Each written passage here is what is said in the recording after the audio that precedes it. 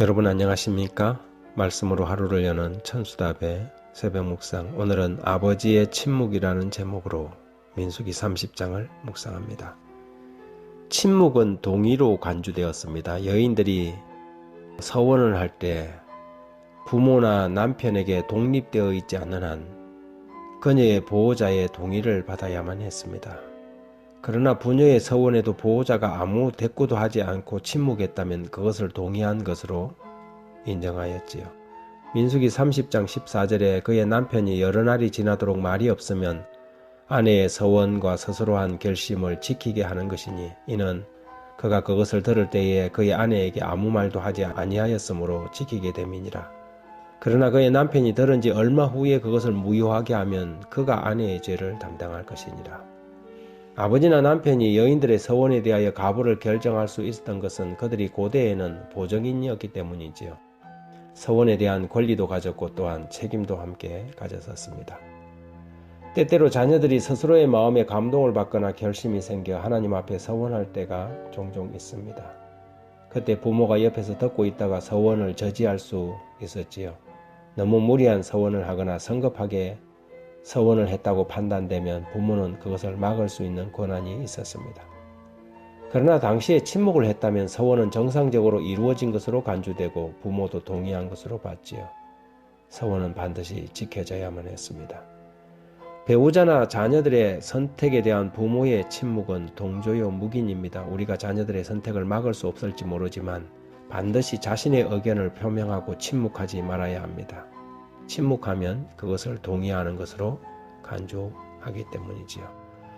시편 83편 1절에 하나님이여 침묵치 마소서, 하나님이여 잠잠치 말고 고요치 마소서.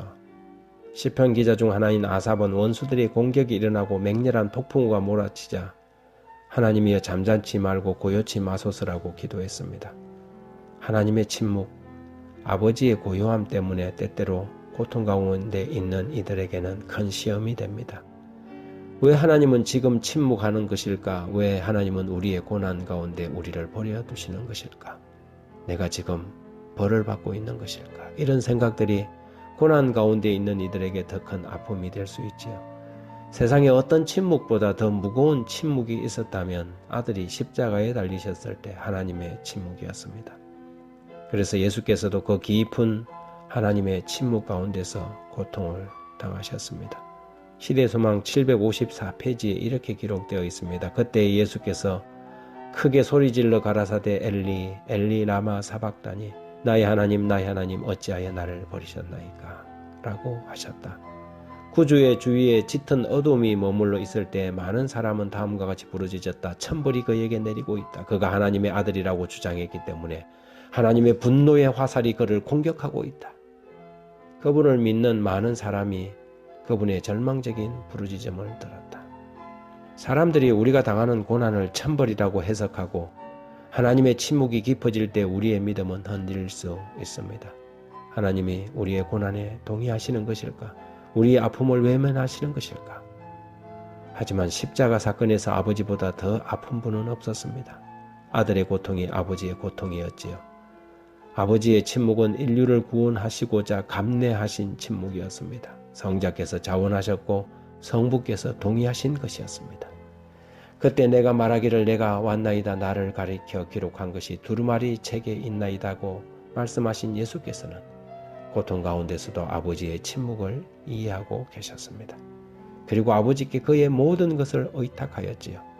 죄인들이 죄를 짓고 죄의 삭신 사망에 처하게 되었을 때 그리스도께서 자원하여 죄의 희생물이 되기로 서원하셨습니다.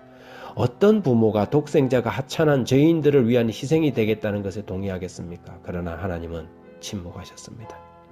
아들의 서원에 동의하신 까닭이었지요. 이것이 하나님의 사랑입니다. 이것이 요한이 알고 보라 아버지께서 어떠한 사랑을 우리에게 베푸사 하나님의 자녀라 일컬음을 받게 하셨는가? 우리가 그러하도다. 그러므로 세상이 우리를 알지 못하면 그를 알지 못함이라고 소리친 까닭입니다. 우리도 예수의 믿음이 필요합니다. 아들을 죽음에 내어주시기까지 하면서 침묵하신 아버지의 아픔을 읽을 수 있는 믿음이 우리에게 필요합니다. 고통 중에 있습니까? 하나님의 침묵은 무관심이 아니라 고통을 감내하고 삼키는 인내하심입니다. 하나님 아버지, 이 모든 인내와 감내하신 침묵이 저희 죄인들을 위한 아버지의 고통이었음을 알게 됩니다.